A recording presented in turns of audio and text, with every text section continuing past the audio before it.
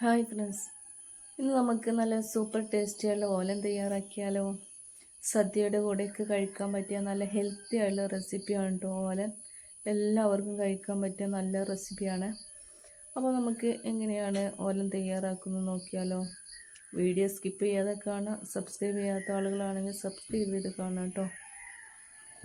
അപ്പോൾ നമുക്ക് ഓലൻ തയ്യാറാക്കാൻ വേണ്ടിയിട്ട് ഞാനിവിടെ 3 ലിറ്ററിൻ്റെ ഒരു കുക്കർ അടുപ്പത്ത് വെച്ച് കൊടുത്തിട്ടുണ്ട് കേട്ടോ. ഇതിലേക്ക് നമ്മൾ 200 ഗ്രാം വൻപയറാണ് ചേർത്ത് കൊടുക്കാൻ പോകുന്നത്. ഈ ഒരു പയർ ഇത് 200 ഗ്രാമായിട്ടുള്ളത്. ഇത് വെള്ളത്തിലിട്ട് കുതിർത്തതാണ് ഒരു 3 മണിക്കൂർ സമയം. അപ്പോൾ അതിന് മുമ്പ് ഇതിന് അരപ്പാത്രം ഉണ്ടായിരുന്നുള്ളൂ കേട്ടോ. വെള്ളത്തിലിട്ട് കുതിർത്തപ്പോൾ ഈ ഒരു പാത്രം ഫുള്ളായിട്ടുണ്ട്. അപ്പോൾ ഇത് നമുക്ക് കുക്കറിലേക്ക് ഇട്ട് കൊടുക്കാം. കുതിർക്കാതെ ഉണ്ടാക്കാം കേട്ടോ.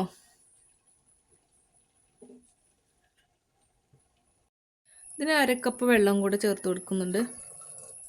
കുതിർത്ത് കഴിഞ്ഞാൽ നമുക്ക് വളരെ പെട്ടെന്ന് തന്നെ നമ്മുടെ വൻപയർ വേവിച്ചെടുക്കാനായിട്ട് പറ്റും. അപ്പോൾ അതിന് വേണ്ടിയിട്ടാണ് ഞാൻ 3 മണിക്കൂർ സമയം വെള്ളത്തിലിട്ട് കുതിർത്തെടുത്ത് കേട്ടോ. ഇനി നമുക്ക് ഇതിലേക്ക് ആവശ്യത്തിനുള്ള ഉപ്പും കൂടെ ചേർത്ത് കൊടുക്കാം. ഇവിടെ 3/4 ടേബിൾ സ്പൂൺ ഉപ്പിട്ട് കൊടുത്തിട്ടുണ്ട്. ഇനി നമുക്കിതൊന്ന് അടച്ച് വെച്ചിട്ട് ഒന്ന് വേവിച്ചെടുക്കാം കേട്ടോ. ഇവിടെ നമ്മൾ വിസിലൊക്കെ അടിച്ച് നമ്മൾ കുക്കർ തുറന്നിട്ടുണ്ട്. ഞാനിവിടെ ഫുള്ളിൽ 3 വിസിലും മീഡിയം ഇട്ടതിന് ശേഷം ഒരു വിസിലും അടുപ്പിച്ച് എന്നിട്ട് പ്രഷർ ഫുള്ളായിട്ട് പോയി കഴിഞ്ഞതിന് ശേഷമാണ് നമ്മൾ തുറന്നത്. അപ്പോൾ നമ്മുടെ പയർ നല്ല പോലെ കുക്കായി കിട്ടിയിട്ടുണ്ട്. ഇനി നമുക്കിതിലേക്ക് നമ്മുടെ 2ാം പാലും കുമ്പളവും പച്ചമുളകൊക്കെ ചേർത്ത് കൊടുക്കാം. ചെറിയ പീസാക്കിയിട്ട് അരിഞ്ഞെടുത്ത നമ്മുടെ കുമ്പളങ്ങ കഷ്ണമാണ്, കണ്ടില്ലേ. ഇത് നമുക്കിതിലേക്ക് ഇട്ട് കൊടുക്കാം. 1 കപ്പ്.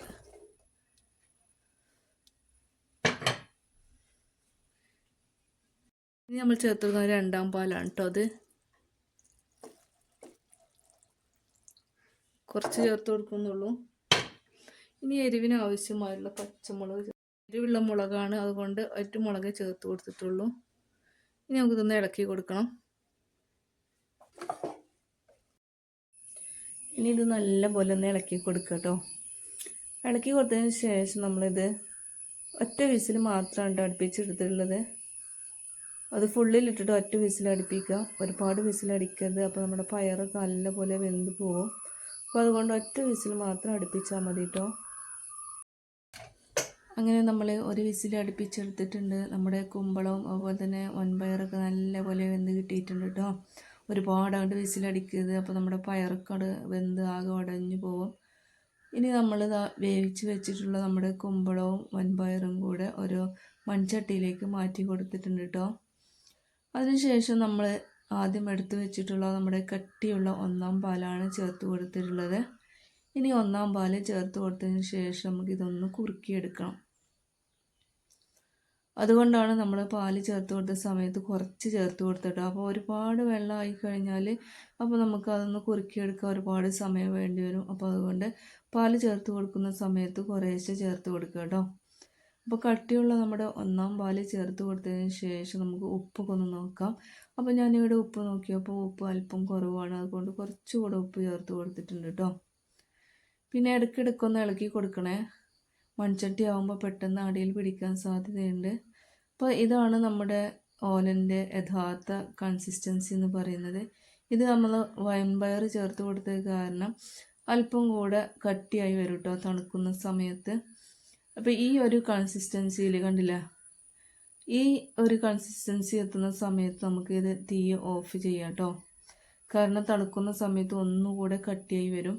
ഇനി നമുക്ക് ഇതിലേക്ക് കറിവേപ്പില ചേർത്ത് കൊടുക്കാം. കറിവേപ്പില ചേർത്ത് കൊടുത്തതിന് ശേഷം നമ്മൾ പച്ച വെളിച്ചെണ്ണയാണ് കേട്ടോ ചേർത്ത് കൊടുക്കുന്നത്. ഈ പച്ച വെളിച്ചെണ്ണ ചേർത്ത് കൊടുക്കുന്ന സമയത്ത് നല്ലൊരു സ്മെല്ലാണ് കേട്ടോ നമ്മുടെ ഓലന്.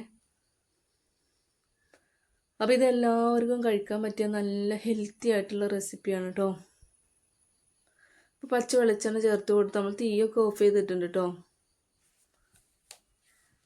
ഇനി ഇതൊന്ന് തണുക്കാനായിട്ട് വെച്ച് കഴിഞ്ഞാൽ നമ്മുടെ ഓലൻ്റെ യഥാർത്ഥ കൺസിസ്റ്റൻസി ആയി കിട്ടും. അപ്പോൾ ഇത്രയാണ് കേട്ടോ ഇന്നത്തെ നമ്മുടെ റെസിപ്പി എന്ന് പറയുന്നത്. സദ്യയുടെ കൂടെയൊക്കെ കഴിക്കാൻ പറ്റിയ നല്ല ടേസ്റ്റി ആയിട്ടുള്ള ഹെൽത്തി ആയിട്ടുള്ള റെസിപ്പിയാണ്. ട്രൈ ചെയ്ത് നോക്കുക എല്ലാവരും.